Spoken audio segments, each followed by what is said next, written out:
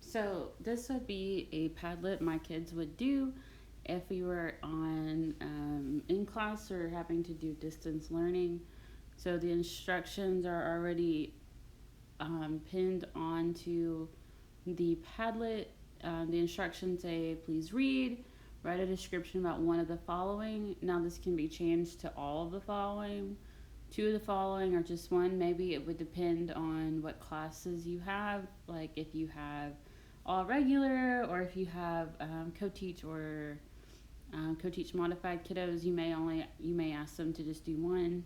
Just depends on your group. Okay, so in this one, it would be explain the difference between sexual and asexual reproduction of plant. Explain what each vascular tissue does and their importance, and pick a tropism and explain that process. So this would, what they would do is they would post their answers onto the Padlet so I could see it, and that way I would know if they understood the topic, they can show mastery, or if I need to reteach the assignment.